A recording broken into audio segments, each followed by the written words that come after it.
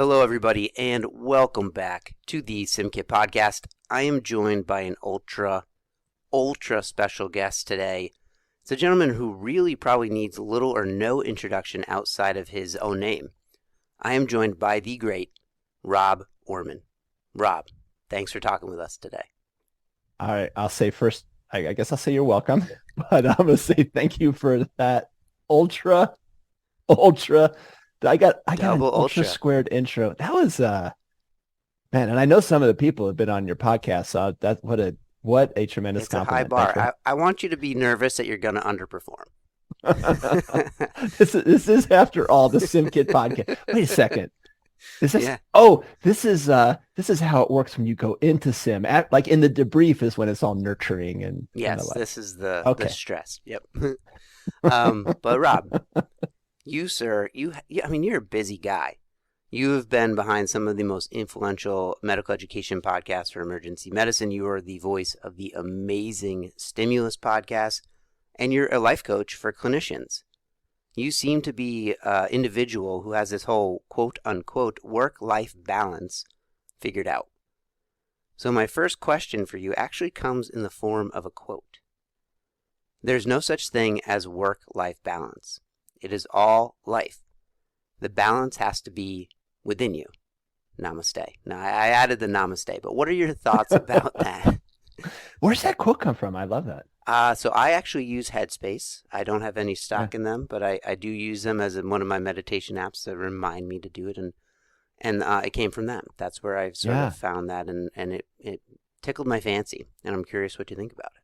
Yeah, it's so true. I love that. It just rings in the affirmative in my brain when you said that. I think there's a lot of ways to break down the different things that you do in life. You like put them in silos, delineate this from that. But really, you've just got so much time in your life.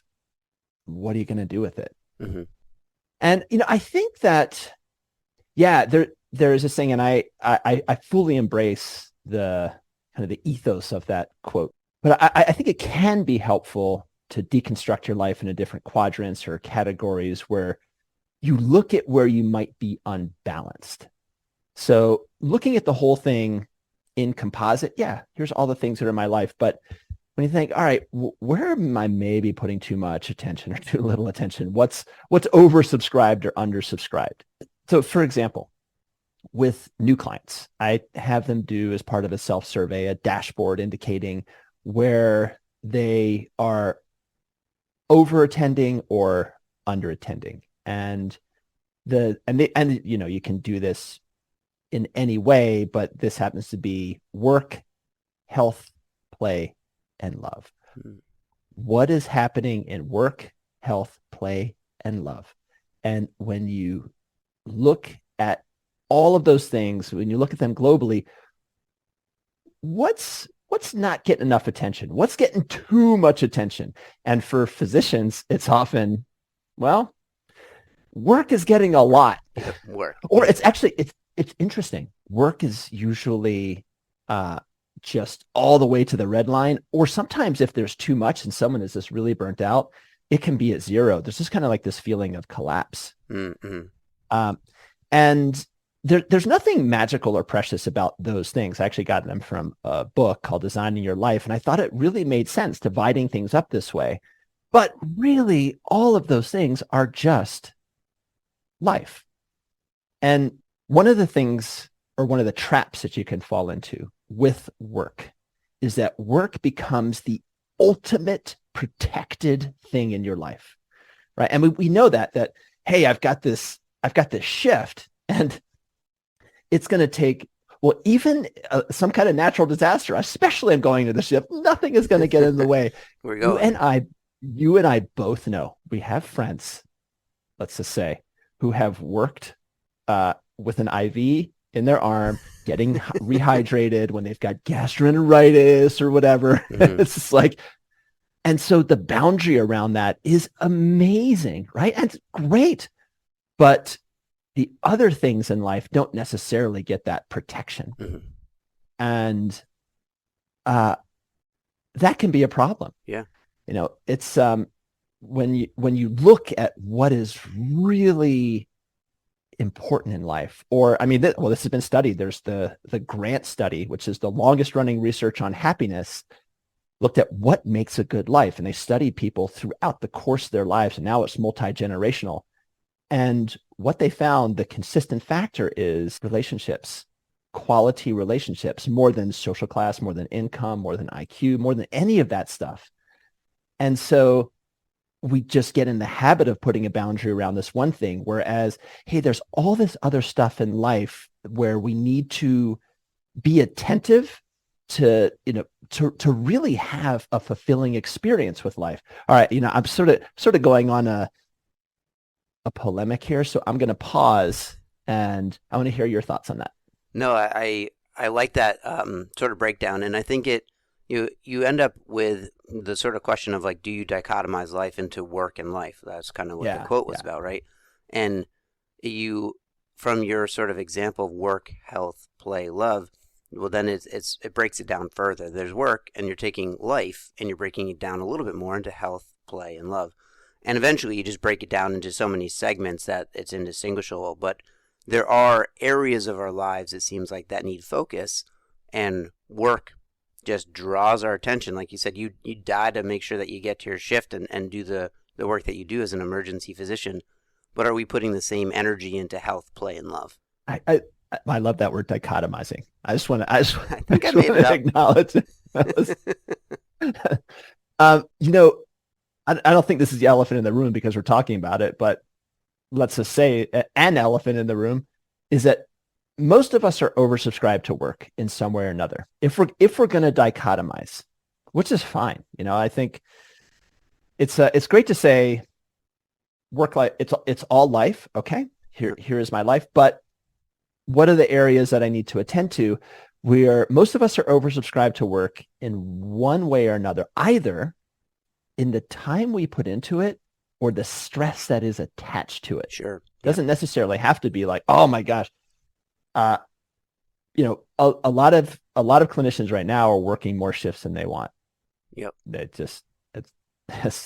And we don't need to go into how that happened because it's happening. Another podcast. But it doesn't have to be the case. It's just even those shifts with boarding, with under resource, with collegiality decay, with increased friction, it's just so hard to get things done. There's so much stress attached to it.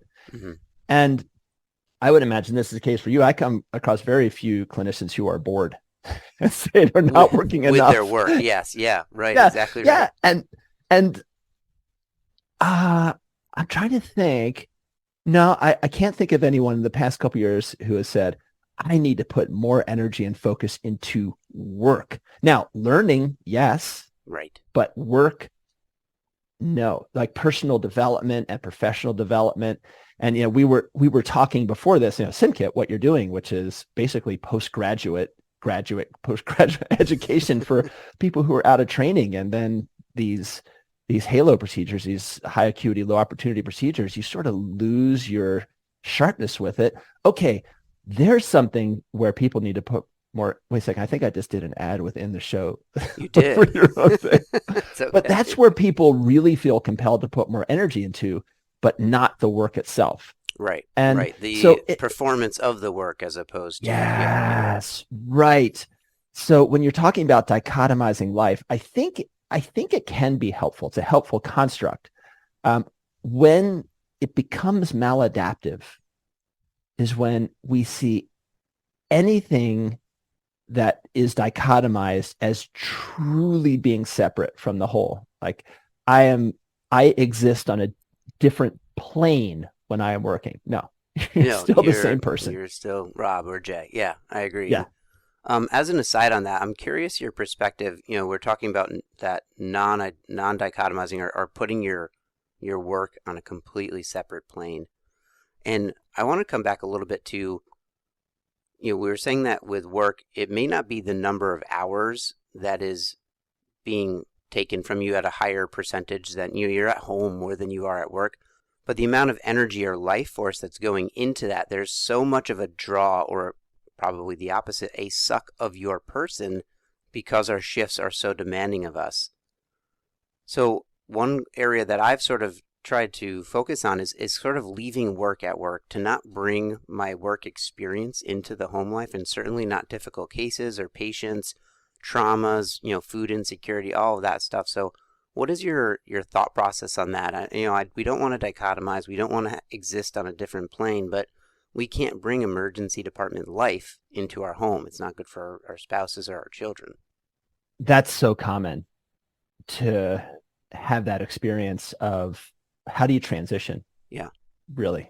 Well, how do you transition? Let's talk about the end transition. So transitioning from a shift to home, because there's also transitioning into the shift. But I think, and you're especially a night shift, you're like day before you're thinking about the night shift, and then it kind of for goes a while. Yeah, but that afterwards, there's so many different aspects to this. But first, let's talk about transitioning to home. So basically from your work brain to your home brain. Mm-hmm. And your work brain is so focused on all of that stuff that you're talking about. And it's really it's going so fast in one way, and in another way it's also depleted. You're depleted of your serotonin and your dopamine and just tired. Mm-hmm. And it's like you need to do this reset before you're able to engage with your family. I mean, and it just takes time, and it does take intention. And so what I started doing, and I work with clients on as well, is how do you intentionally transition from work brain to home brain? How do you do it? And there's a couple ways. There's like a long-term aspect of this, and then there's the short, immediate aspect. And one exercise, and there's myriad ways to go about this, but one exercise I have docs do is right before they get home is basically process the day. Okay. Because that's what needs to happen. Is we don't process it. Yeah. It just happens, and then boom, out the door, we're in the car, into home. gone. Yeah. Yeah. So if you have a commute home, you go from work to home, and it could be on a bike, it could be in your car. And before you go in the door, and if you have young kids, I recommend you park like a block or two away from home so people can't see you. Yeah. Because I've had, some people get in the driveway, the garage, and and six the kids come running out. Yeah. Exactly. The dogs are going to scratch the door. Yeah. Yeah. It just kind of, it just takes some time and space in that commute to, listen to music, or if you listen to podcasts or nothing. And then before you get home, take 5 minutes and just sit in that car, take some breaths, take some deep breaths, and see if you can turn down the amplitude of what is really a sympathetically activated or charged state. You're up regulated. Yeah. Just some deep, slow breaths with longer exhales than inhales. Deep in through your nose, out through pursed lips, in through your nose, out through pursed lips. There's a lot of different ways to do the breathing exercises to down regulate. Just start turning things down. And then when you feel that things are a little bit calmer, a little bit less static in the brain, then walk through the day. Just walk through that whole day and think about, what did I see? What did I feel? It's almost like a personal debrief. Mm-hmm. And what went well? What were some great moments in that day? Mm-hmm. And you look to the patient, and sometimes it's just a thank you, or a incredible procedure, or joke from a spouse, or something even silly. Yes, exactly. So you're processing that, and you're just kind of going through it, and then what's one thing I could have done better, right? What's my learning point? Mm-hmm. How am I going to grow from this? And it could be, I really didn't know as much about the Pecarn fever rule for 21 to 28 days. And so, okay, I'm going to read up on that, or I'm going to take some action. Sure. And what you're doing here is you're taking action, you are processing. It's a little bit of reflective processing afterwards. I mean, Right. you could journal this or you could think this. I find it's easier just to sit in your car and think this through so that you can process it. And then I have a friend of mine who I do a lot of work with, is a psychotherapist. We've kind of developed this process together. What he does is he imagines that all of that stuff kind of gets condensed into a balloon, Okay. or and then he visualizes himself snip Popping a cutting the balloon. cord, Oh, letting cut it nope, fly away. snip cutting Okay. the cord and letting it float away, and then boom, goes into the house. Nice. And yeah, so there's a lot of different ways to do that. And so that's just one example of an acute transition Yeah. from work to home. Work And to home. there's other ones that, you get home and then you're thinking about these cases, right? There's one client who called this afterburn, the afterburn. Yeah. Residue would be the more common, the common cause. And I just want to tell you this incredible thing that really she worked out. I guess we worked out together, but I have to give her the credit for this. It was quite incredible. So there were things that would just stick with her, just kind of cases that you ruminate on. Let's call it rumination. Yeah. And that impacts the quality of your experience with your family and the rest of your life and your relationships. So went back and identified what are those situations. All right, go into your shift and identify those situations where what is it that you're thinking about, and made a list. So it's made a list, and it's usually a situation where you don't have enough information and you have to make a decision, and then you go home and you ruminate about it, right? Like an equivocal chest pain, or this patient had this kind of weird symptom, not quite sure. And so out of this came the letter to future self. Okay. So we identified these pivotal moments where later on she would ruminate, or one would ruminate. And so took a pause in those moments and mentally would think to herself, dear future self, at this moment, I am making the best decision possible based on the information I have. And, the first time is kind of clunky, but after 100 times of doing that, that builds that mental muscle. Yeah.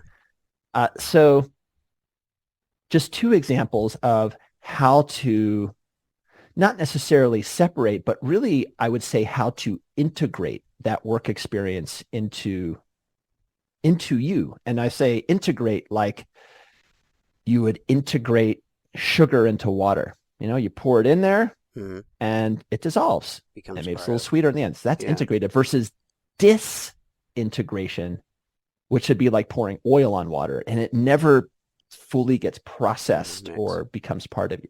Yeah, I like that. I think there's two parts to that. I mean, the letter to future self, I think, is a great way to sort of avoid your self criticism, your Monday morning quarterbacking of yourself. You go back in a chart the next day, someone finds the answer to the diagnosis, and you're like, oh man, I'm not good at this. I didn't ask the right questions.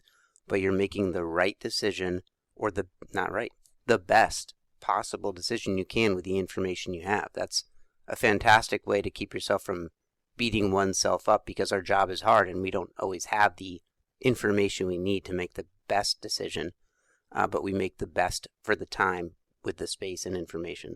That's great. I love the letters to future self, and I really like the idea of the cutting of the balloon, this sort of active, almost de-escalation, this active turning of oneself off, because I have always found that, particularly, we have a shift that ends at 2 a.m, and I have kids.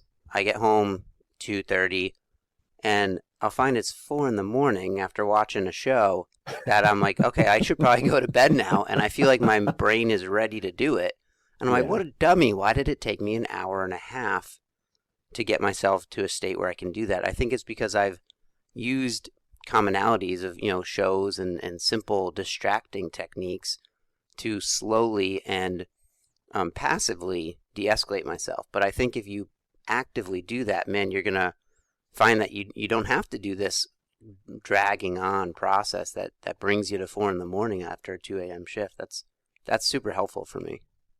I love that you brought up the TV thing. So for over a decade, well, I don't know. I can't remember when Netflix actually started. A long time.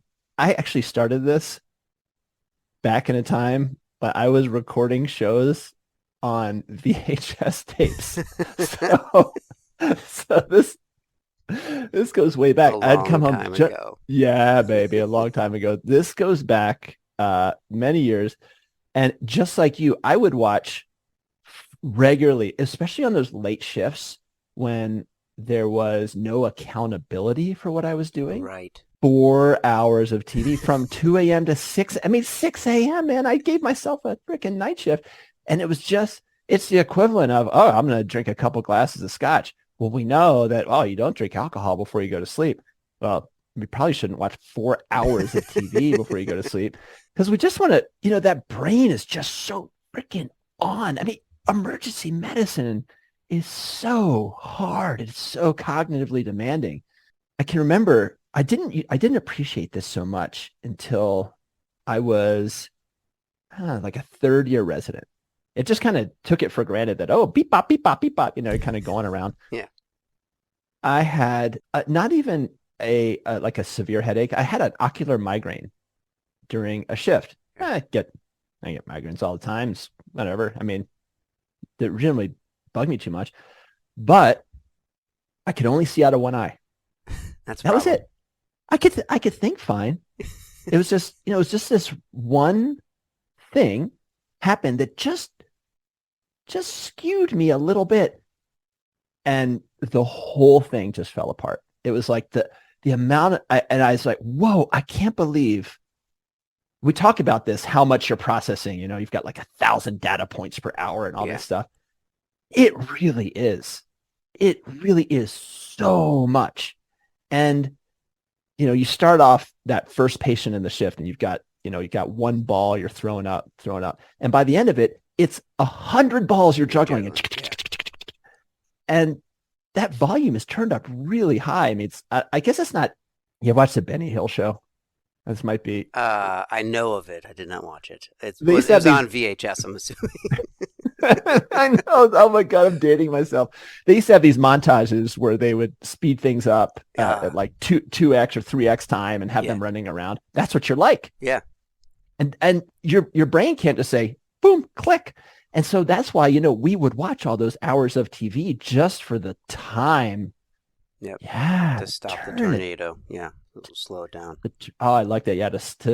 How do you slow down a tornado? You let the tornado go. Or in this case, you can come up with a routine or with a habit that's probably in the long run healthier for you because, I mean, you and I both know after years and years and years of that, those decreased sleep windows, especially, when you've got kids, you've got a family, those decreased sleep windows add up to physical and physiologic stress. Yeah. Yeah. And I mean, if people aren't drinking the Kool-Aid on this, I think this is great. I think it's the way to do it as opposed to, like you said, 2 to 4 hours of TV after a shift. But even if you're just that type A or you're that motivated to be the highest performing person you are, it's more efficient, right? If you need no other reason, then I can't spend that length of time to de-escalate and slow my brain down. If you spend the 5 minutes actively doing it versus the 2 to 4 hours of TV passively, then you're being efficient. But I did want to bring it back a little bit. So we're sort of talking about ways of at least de-escalating oneself or bringing oneself from the work to the home environment and even a little vice versa. But coming back to these silos, if you have them, or these dichotomous areas, or if you have the 4 elements that you mentioned, I just kind of want to give you an analogy for life that I've used and see how that plays into what we've talked about with the important parts of one's life. Okay. So I've used this for a long time. It's the life as a barrel analogy. You have a barrel. Your life is actually the barrel, and it's yours to fill. and you can fill it with whatever you want, whatever you so choose. You start with your big, really high priority items. These are the things that have to go in first because they're so important and so large that you need to make sure they fit. In my mind, these are the boulders. It could be your spouse, your family, your physical or mental health. It could be a passion that you can't live without. Say you're an avid painter or sailor, or you're big into philanthropy. Whatever it is for you, career certainly for many would be one of those boulders. They are large and they have to be put in first to make sure that they fit. Once you've filled your barrel with your boulders, it's packed to the top. Then you think, okay, is it filled? Is my barrel full? Is my barrel of life full? But of course it's not, right? Then you have rocks that you get to fit in between these boulders. And once you pack the rocks, you can choose to add sand. Add the sand filling in the gaps. Now, some people kind of just want that to be empty space. No sand, just empty space to enjoy themselves. But many people, like myself, just want life to be as full and active as comfortably possible. That's how I feel well and function best. So we pour in the sand. And then once the barrel is brimming with boulders and rocks and sand, you imagine you can't possibly put anything else into the barrel. Well, then you crack 2 beers and you pour them in there just as a reminder. There's always room for a couple of beers. What are your thoughts? All right. Okay. Oh my God. I have so many thoughts. I've never heard the cracking beers in addition to the rocks and pebbles and sand metaphor. I mean, yeah, I'm going to say you hit the nail on the head with the beer cracking. I just want to talk personally because this I don't think you could get more personal than this because this is how you spend your life. Yeah. What you do with your time. I try to leave as much space between the boulders and rocks as possible and not pour in sand, just to have empty space. Yeah, that's fair. And it's whether it's reflective space or just not so much tightness in the schedule that there's not room to breathe. And and over time have come to value that more. Yeah. The non-sand space. I agree with you, I think. And maybe that comes from parenthood because you need spontaneity, right? You need to have room for spontaneity. And if your sand is packed around the rocks and boulders, then you may not have space for that. But yeah, I think for me, the analogy really essentially deteriorates, or it really only has value through the boulders, right? You're not labeling what your rocks are. You're not labeling, okay, this academic project is my sand. But once you identify your boulders, that's the most important. Nothing else can interrupt that, right? Do you have a variation or a different way of visualizing the same sort of thing? Yeah, I'm gonna say I do, and more intentionally over recent years. I didn't used to. Okay. It would be I would take on whatever shiny object came my way. Sure. Yeah. And I will say that, as I'm thinking about boulders and sand, I fall prey to prioritizing sand on a regular basis. I'm with you there. Yep. I mean, it's like, yes, the boulders always take priority. I only have 3 or 4 boulders at a time. No, man, I think sand is so attractive. And I do periodically take stock of what I'm doing personally and professionally and how many big ticket items, big rocks I'm working on. And if there's too many, what can be put on the shelf for a while or put in a holding pattern. Okay. I love that you hit on a key aspect of what these rocks or boulders can be. And most of us think that rocks or boulders are, creative projects, are work, but family and health are also part of this. And for example, so I work with a doc on overwhelm. Mm-hmm. One of the things we do is we list out everything that's on their plate, big, small, or whatever. And in the framework we're discussing, we're going to list out the boulders, the pebbles, the sand, and you see pretty quickly that it's just a mishmash with no prioritization. So we break it down. We find out what are the boulders and how many of these are at play. What are non-negotiable? What can be put to rest for a while and attended to later? Yeah. And what simply, and this is so hard yet so freeing, what just need to be jettisoned. You know? Sure. Yeah. So yeah, what is this thing giving you? What is this thing costing you? And it's funny, when you work with high level performers, which physicians and especially emergency physicians are, sometimes there will be this burgeoning ambition to create something incredible. And, it's like where I want to put my energy. And most of the time, it ends up being some creative project, some reformation or some, I don't know, like what's the opposite of a tributary, some offshoot of their work. Mm-hmm. Sometimes, and this is really interesting as we go through this, it's like, oh yeah, creative project. And I'd say about half the time, the boulder or project of that burgeoning ambition ends up being a relationship of, oh, yeah, actually it turns out that this is where I really need to be attentive and have this be a key, like the big boulder in the middle of my barrel. Yeah. Oh, I have no idea what you're talking about, by the way, as a guy who's trying to create this project that you're joining to talk with me on. But that makes a ton of sense, and I think that mishmash that you described for one of your physicians is very true for most of us. Like, I have this in my mind, and I have the idea of what my boulders are, but it on a day-to-day basis, it can wax and wane, and you can falsely label work or a project that means little to you. I love that idea. What do you give to it versus what does it take from you? Very imbalanced projects like that you're labeling inappropriately as boulders. But I think one of the greatest challenges in that realm for me is how active versus passive these elements, to keep with the analogy, pull our attention, right?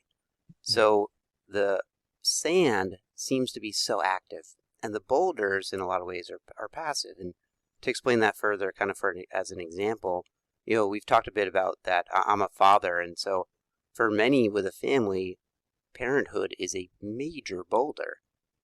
For me, it may well be my purpose in life, and I make no claim to being particularly great at it. I'm learning as I go. But the reality is, my children, barring any kind of tragedy that we're not going to dive into today, they're always going to be there. I can be an active, engaged father with them at almost any point in time. But the book chapter that has those deadlines, the hospital committee that meets biweekly, those things actively draw your attention. So, Rob, have you come to find this imbalance between sort of importance and urgency in life's work? And if so, how do you handle it, or how do you recommend people do so? Whoa. That's a deep question. I love this question. Yeah, I think that there's a couple aspects to this. On a global perspective, there are times when let's go back to the gauges for a minute: work, love, health, and play. Yeah. And think like, okay, I'd like for these to be balanced. It's not, not everything's going to be right down the middle all the time. Sometimes some of those things are going to need to be really turned up. Mm-hmm. Like you're starting this business, you're doing this thing. It's like, okay, you're really putting a lot of time and energy into it. Yes. That startup time or that like sweat equity you're put won't be always. So you just know, okay, well, for this period of time, I'm going to be, working on this, and then I know I'm going to turn that down. So I'd say that they're always in flux, and that just with something when you're going through that, I was thinking, yeah, it's there's always going to be a calibration and a recalibration, and it's not necessarily like, whoa, works too much right now, got to turn it down for sure. It's just, all right, how is this fitting in the rest of my life, and what's this going to look like for the long term? Sure. But from a personal standpoint, which I think what you asked, I work at home. Mm-hmm. I retired from clinical medicine. Boy, it's coming up on 4 years ago. And so because I work at home, it means I live at work. That's true. Right? Never thought of that other side of that. Yeah. So which means that it's easy to be on 24 hours a day, and it's easy to get sucked into work and give it massive importance. Yeah. And and you and I both do a lot of creative work. And what is the death of creative work? Interruption. That's it. It's Yeah. interruption. That's what, when we talk about deep work, what's the whole thing about deep work? It's uninterrupted time. I used to rankle. Let's use the word rankle Okay. at Rankle. interruption when I was doing creative work. And then I just kind of looking at this global thing as we're doing, I was like, all right, what is my life? What's important? Mm-hmm. So I made a hard and fast rule that unless I was involved in something I truly could not get out of, whenever my kids would ask for my attention, that was immediately priority one. Love it. Now, this happened when my kids were teenagers, so they were a little more A little different. self-sufficient. Yeah. Yeah. And right over to my right, it's the office I work in has glass doors, so anyone can come here and get my attention. And that has gone on to apply to big and small things. The daily machinations of life, and then planning what happens, a big picture of life. For example, I don't travel a lot for speaking. Mm. It's not that there's not opportunity. It's just that that's not where I want to be spending my time. I want to be home with my family, and that's a trade-off. Yeah. But for example, over the next couple months, I think I'll be traveling like 4 times in 2 months to conferences, talk, because there's something I want to talk about. There's something I feel needs to be spoken to people live, and not on a Zoom talk. It's just, that interaction needs to happen with groups in person. So, all right, so that's important. And there's a trade-off. Again, like that's not something that I will regularly do, but I know I'm going to just turn that dial up for a short period of time, and then I'll turn it back down. What is it giving to you versus what is it taking from you? That's pretty balanced in that circumstance. Yeah. Yeah. Yeah. Oh, wow. Nice callback. Thank you. I listen. So a friend of mine helped me develop another decision-making heuristic, which is that anything new you take on, is it going to be worth the time that you are taking away from other things? And what he said specifically said, it was this one project. He said, okay, this is an amazing project that I'm sure you'll kill it. Before you jump in, will it be worth the time you're not spending with your family to do this project? Yeah. And I was like, whoa. Because we chase the sand, or we chase the thing, or we chase the shiny thing. If the answer is yes, then you do it. If the answer is no, then don't. And the answer to that was no. I couldn't believe it. It was something I'd been thinking about for so long, but it's like, it's not worth it.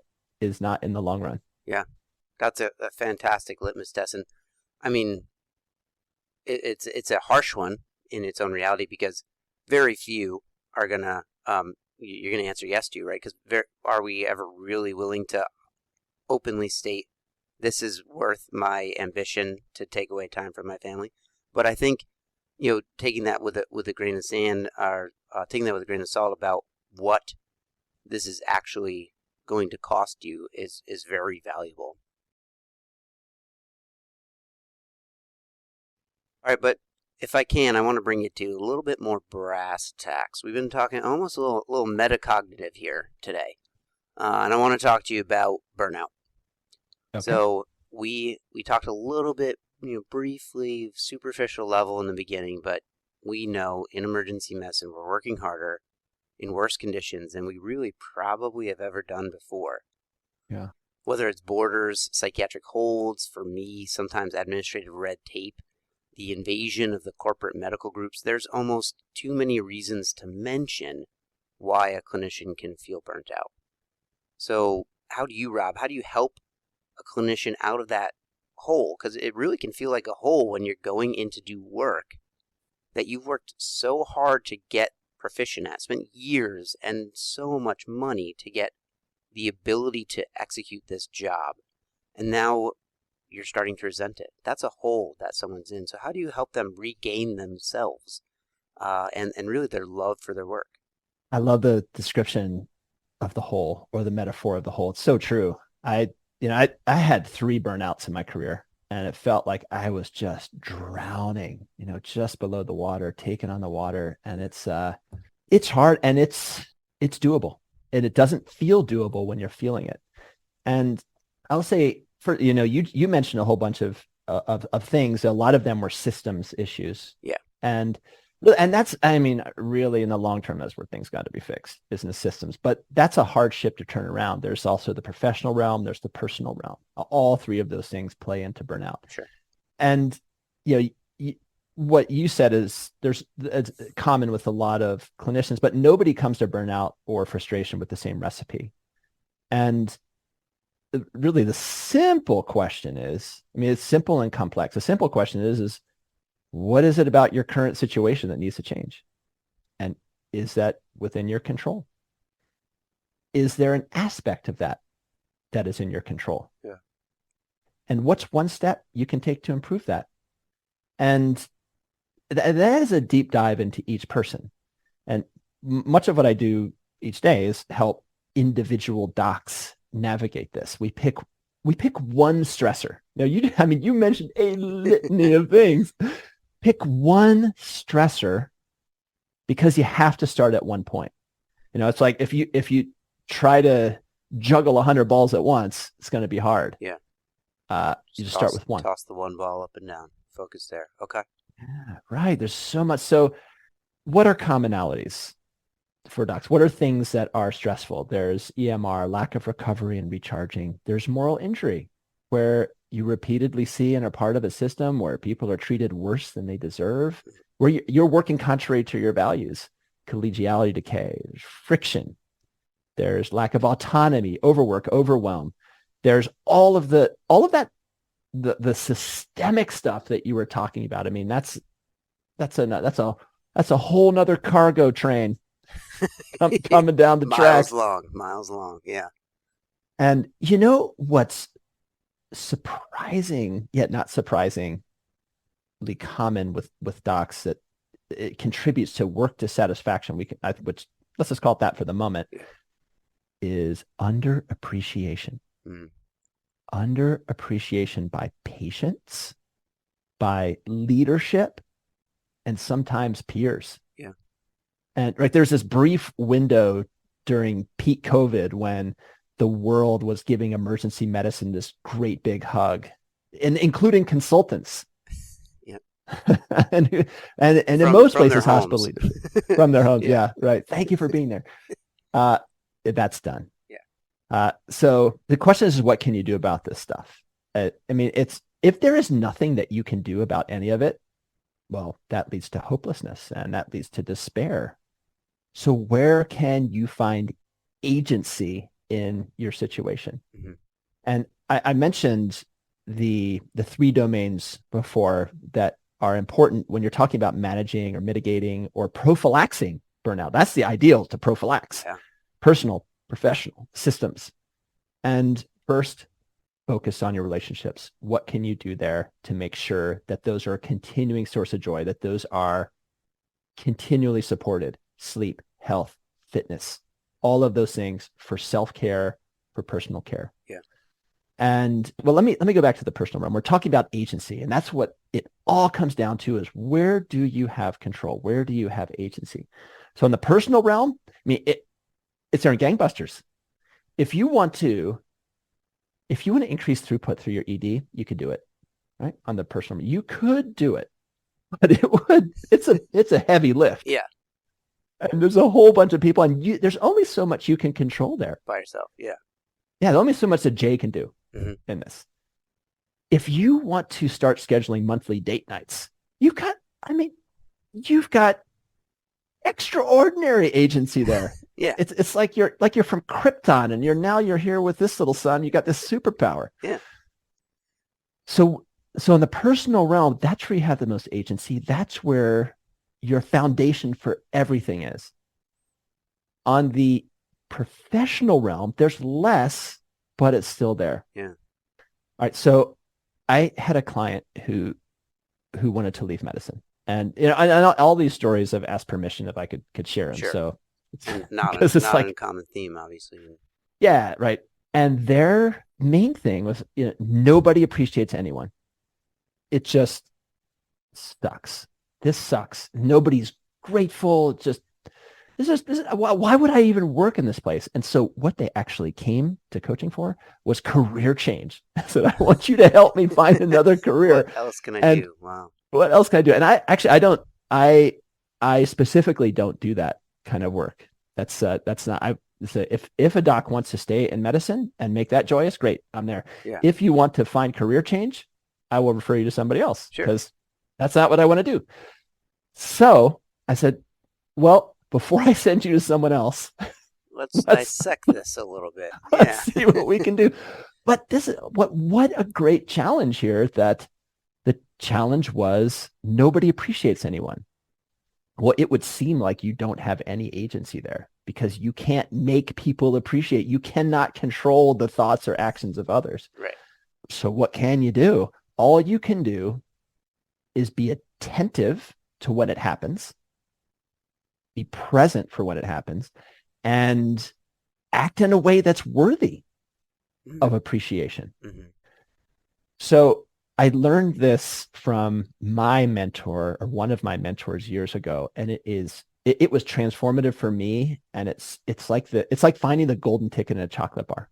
Okay. So It piqued my interest. I gave her this experiment, and you may have heard that I've talked about this in other forums before. But they took this, or she took this to such an extreme. I said, next shift when you go in, I want you to start the day with this mantra. I'm open to accepting gratitude from my patients and staff. That's it. That's it. I'm open to accepting gratitude from my patients and staff. And I could see the wheels turning. I said, well, wait a second. Let's talk about what this means. I don't want you to just say it. I want you to be like a radio telescope, like a 50-dish radio telescope in the middle of the desert. Every dish is just super sensitive, waiting for it. This is it. Gratitude, to pick up the gratitude. Yes. You're saying, okay, pick it up. You're ready to pounce. Yep. Yeah.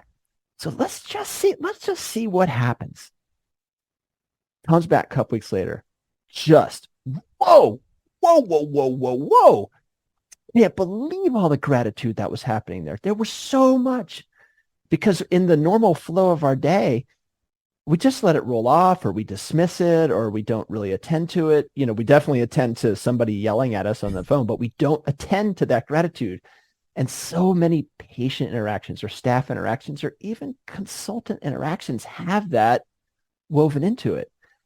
So when that moment happens, I'm open to accepting it. It's like, oh, let me pause. Let me be present. You're welcome. It was a real joy taking care of you. That is good for the patient because their gratitude has been acknowledged. Mm-hmm. And it also feeds you. And so, so that started building. And then what she started doing was when she would hear gratitude for someone else, she'd pull that person into the room. She sucked other, she brought their ears up to it. They made them aware of it. Okay. Yeah. Nice. So then it just started snowballing, and there were many, many, many steps, but eventually this led to a culture change in that emergency department where people expressed gratitude and people were open to gratitude. And it was, it was really incredible. It was just her finding that agency, and just, it was like a catalyst.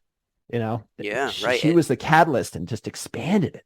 I love that sort of analogy to that too. And that story starts out so simply, and I don't know if you got an eye roll from her initially when you suggested it, but some people might just say, "Oh, come on, I'm going to be open to accepting gratitude." Like, total eye roll. Eyes were looking at her occiput. Right. Right. And then, but you buy in just a little bit. She bought in a little bit, Rob told me to do, so I'm going to do it. And I noticed that family member said thank you, or, even when you said be deserving of appreciation, like simple things. You say a patient asks for a blanket. Sometimes I got to blow that off. I got to go check on that other person.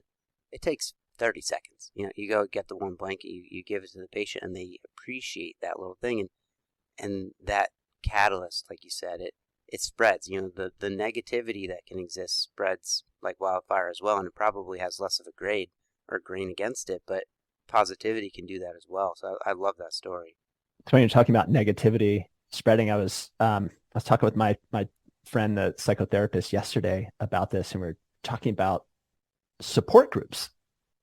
I mean, it was a very random conversation, and he said, "Yeah, sometimes, there's forums where ED docs can vent and and the like, which is sort of this online support group, and quote unquote." And he said, "Yeah, support groups can be great so that you feel that you're not alone and you have this sense of community. One of the challenges is that it tends to get brought down to the lowest common denominator, and that negativity this is kind of outside the scope of this interview a little bit, but that negativity can become equally or even more infectious than the positivity, right? Totally. I mean, our brains are just naturally wired to latch onto that. Yep. Yeah, and I think there's an element of almost like pessimism, maybe, or certainly we're always accused, and I think it's true. Our dry sense of humor, which we use to survive the circumstances in which we live, has the potential to become more than that, right? And become pejorative towards patients, towards staff, and negativity is kind of right under the skin in us in some ways because it's adaptive, right, to allow us to exist in the environment we do. But when we become fuel for the fire and a host in which the disease can spread, that's when it becomes a problem. I want to touch on something you just said. And you said, when you're like speaking ill about patients, etc., which is so common, you kind of get like, oh, this freaking guy, this, that, and the other thing. Yeah. One of the hallmarks of burnout is depersonalization. Sure. And we see this behavior as just kind of, part of our coping. Yeah, we got the gallows humor. That's just part and parcel of the job. Right. But when you start really insulting patients, and it's kind of hard not to when you're overwhelmed by, like the 17th meth-induced psychosis of the day. Right. Right. Like, oh. Yeah.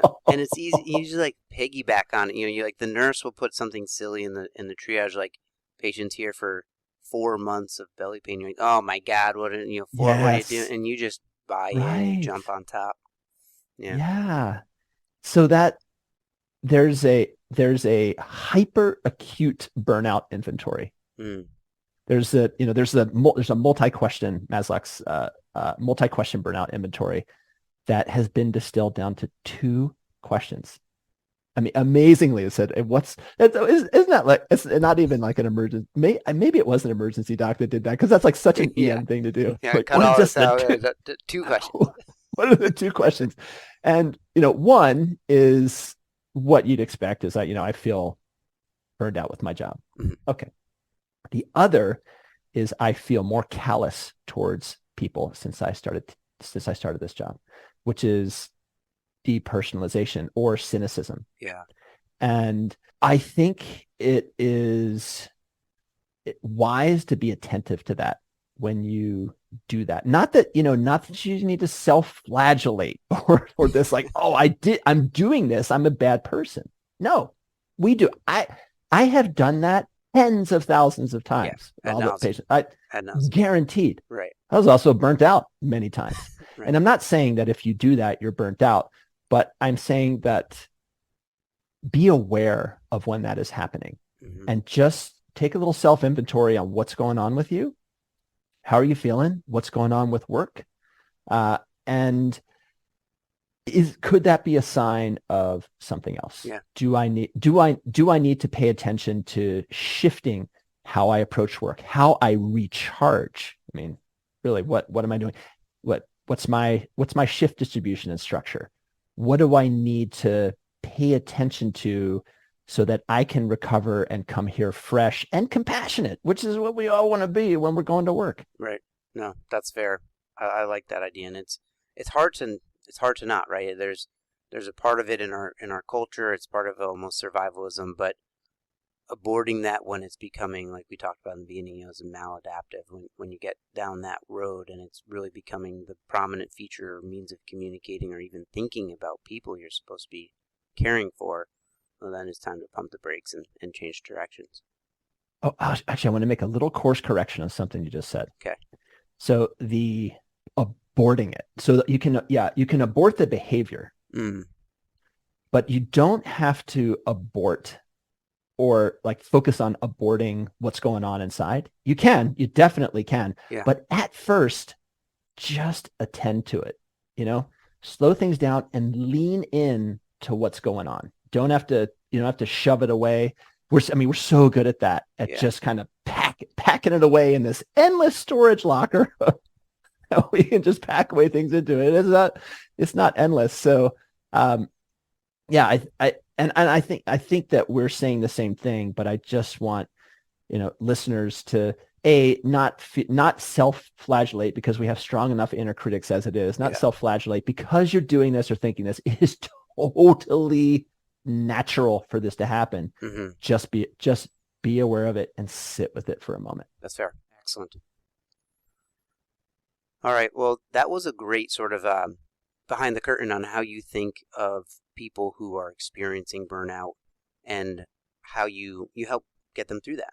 I love the idea of sort of starting, and I don't know if you use the term in your coaching, the circle of influence, but I imagine that comes into play. Like you use the term agency. Where do you have agency? Where can you affect change?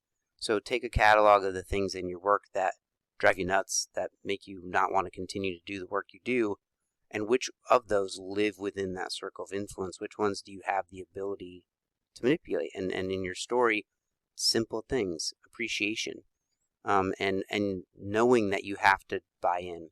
You're not going through the motions in doing so, but you're truly investing in, like, this individual really found those areas of appreciation and then spread it, and was a catalyst to change in the department. Coming back a little bit, we started this conversation with the analogy about the barrel, and I mentioned in brief that I like a full barrel. It's just kind of how I tick. It's something that gives me satisfaction in life, and so of course I want to be efficient and low stress, which are sometimes at odds with each other, but not definitely. But like most highly productive people. So I bought David Allen's Getting Things Done and really adapted it into my life in a way that works for me. So Rob, do you recommend people who are looking to get organized use that, or do you have a means to help them sort of organize and de-stress their lives? Let's just talk about getting things done. Sure. For a minute. I personally find that methodology so overwhelming. I have my own system, which is evolving from that. It's been evolving for a while. I don't know that there's a particular system or approach or pop psychology or organizational book that I have found a truly transformative change across a wide swath of people. Okay. Changing your thinking and approach to life, or examining it, not even differently, but simply examining it, probably higher yield. Okay. Interesting. One book that I've recommended to many clients and friends, for that matter, is 4,000 Weeks, Time Management for Mortals. And there's nothing in that book that you won't have seen before, but it is the kind of book that you keep coming back to. Mm-hmm. And it just puts things in such great perspective. And as far as a simple tool to get things done without jumping into the full getting things done methodology, I love Todoist. And I don't know, for me, it allows me to have this inbox. So in getting things done, right, that's the key, is to have the intake of your ideas. Right. And to capture ideas. So I use Todoist to capture my ideas and then set them as tasks. And for me, it's I have other things in my system, but that's what I think is the highest yield. Is, all right, I've got this idea. When do I need to actualize it? Yep. And the kind of the do, defer, delete, et cetera, all that. I think that's GTD. Is that getting things done? Generally. Yep. Yeah. If you can do it in 2 minutes, you do it. If not, then it's your action, or you can send it to somebody else. Yeah. It's funny. I was having a conversation with someone yesterday who's a getting things done expert. And they said, "Oh, I need you to do this." And it would have taken me 30 seconds in that conversation. And so I pick up my Todoist and I put that in my inbox and I said, "What are you doing?" I said, "Oh, I'm putting in my Todoist." I said, "Do it right now." So, anyway, so for most people, like a couple of high yield things, I'd say more people than not have massively overcrowded inboxes, email inboxes, 30,000 emails. God, my wife. And I can't look at it. so declaring email bankruptcy, incredibly powerful. Okay. You just go back, you can go back a couple months and save those emails, and everything before that, just make a folder, put it in an archive. Put them away. Yep. Yeah, put them away. Having defined times and methodology to interact with email rather than just, hitting it without intent. Like, okay, as I enter this email, I'm going to be making these decisions. Like, this is my time to make decisions and not just, oh, let me see what's come up my email. Turn off the freaking email notifications on your phone. Like, seriously, I have never received, I might be an outlier, but I've never received an email that was so critical it could not wait until the next cycle that I looked at my email. Sure. Yeah. And that the email notification on the phone just completely useless. Imagining you're going to put the same kibosh on smart devices and watches, things that are going to just remind you constantly of their existence. Yeah, like my wife has an Apple Watch, which is incredible as a, like a health tracker and all this stuff. But, she works for Hippo and she's on Slack. And so she gets Slack notifications all the time. She gets phone calls, she gets emails, she gets text. Like, it's always notifying. And it's kind of, so, I don't want to sound like a Luddite. I think it's great technology, but I think that aspect of it is not a level up. I'm personally, if I wear a watch, I want to wear an analog watch. Yeah. And if I had a digital watch, I'd probably have one of the old calculator watches. Fair. Like that. I think the point is super important to just highlight again the idea of like designating time and not having your mind be interrupted every 5, 10, 15 minutes. But if you take, it's going to be different, different strokes for different folks because of their role, whether it's admin or just, clinician or whatever they do in their line of work and home life. It will dictate how frequently that check has to happen. But man, it'd be a lot better if you say every 3 hours I'm going to sit down, I'll hit my emails and I can do all of them, rather than every 15 minutes I'm going to get halfway through an email and then, sorry, honey, what were you saying? I'll get back to that. So I love that sort of fits in spurts rather than constant drip. And the idea of, am I ready to take my email notification app off my phone? I don't know. I have to digest that one a little bit more. But to the idea of getting things done or Todoist, one of the things that's so valuable for me, and I'm just curious your thoughts on it, or if you would agree, is this, they call it the art of stress-free productivity, but you just need a place to put stuff, right? If your mind is swimming again and again and again over an idea, I got to mail that check to my buddy, and you think about it 6 times that day. It's just, now you've increased the amount of work that your brain is doing in the background energy consumption of it, where if you could put it on an app or you put it in a index card in your pocket, it's there, you check it, you take care of it when the time comes, and it's out of your brain. The to-do list is built itself, or you've built it, and you can focus on the moment. Oh my gosh. Wow, way to save the best for last. That's the mailing that check to my buddy. So I got to tell you this Todoist story. So you saw my puppy when he came in here at the beginning of the interview. And I was like, this is the strangest thing. I've got so much to do during the day, and as do we all. And I was kind of stressing that I hadn't been training him to walk on a leash. And so I hadn't been taking him for walks. And I mean, we have a big backyard. They can run and play around, but we want to take him for a walk and have him be able to be leash trained and all this. But I wasn't doing it. And I was like, just, I don't know.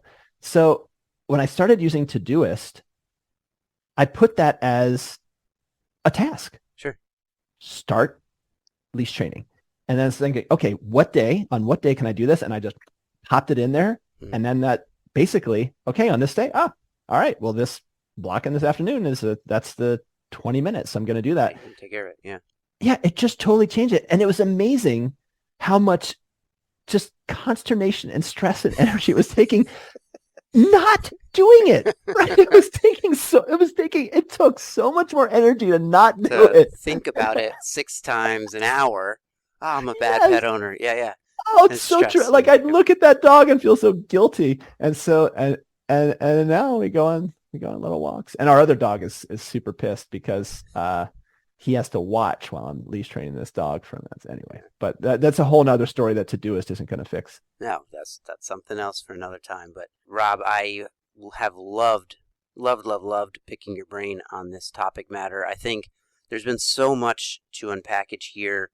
We may have to have you come back. We may have to break this up into smaller installments, but there's so much that goodness that has come from my chat with you that's going to affect the way that I interact with my staff, my family, the way I think about life as a whole. Man, that's a lot that we accomplished in this conversation. So thank you so much for joining me for this and letting me pick your brain. Oh, I received that gratitude with a full open heart, and let me send back to you that you have taught me a lot over the years as well. And I think so. This is a real mutual appreciation and symbiotic relationship. Fantastic. All right, guys. Thank you so much for listening, and until next time.